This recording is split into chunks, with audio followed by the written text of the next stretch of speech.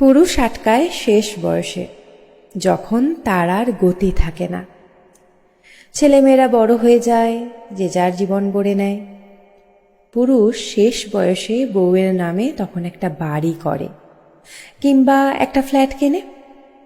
Post অফিসের 1,50,000 টাকা তখন বউয়ের নামেই থাকে। ব্যাংক ব্যালেন্স, পেনশনের টাকা তখন আর নমিনি নয়, একদম বউয়ের নামেই জমা রাখে।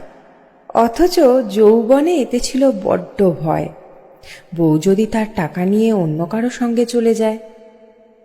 তাই বৃদ্ধকালে পুরুষ আটকায় বউয়ের আঁচলে, যখন তার নিজের বাবা মা পৃথিবীতে থাকে না। বাবা মা জীবিত থাকলে কোনো পুরুষই স্ত্রীর মান সম্মানের প্রতি সচেতন থাকে না। তাই পুরুষ আটকায় যখন স্ত্রী ছাড়া তার আর কোনো অপশন নেই। তাই পুরুষ আটকায় যখন স্ত্রী ছাড়া তার আর কোনো অপশন নেই। যৌবন থাকতে বউকে বলে, আমার ঘর থেকে বের হয়ে যাও, আমার কোনো কিছুই তোমার নয়। আর বৃদ্ধ বয়সে বলে, আমার সব সম্পদ তোমার, প্লিজ আমার সেবা করো।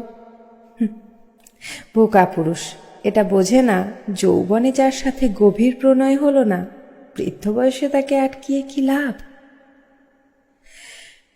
বৃদ্ধ পুরুষটির সাথে তার স্ত্রীও তখন এক পা করে মৃত্যুর দিকে এগিয়ে যাবে।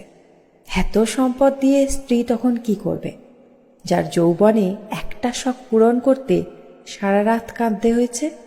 শেষ বয়সের শেষ ভরসা যখন একমাত্র স্ত্রী, তখন দাম্পত্য জীবনের শুরু থেকেই তার কদর করুন, তাকে তার প্রাপ্য সম্মানটুকু দিন।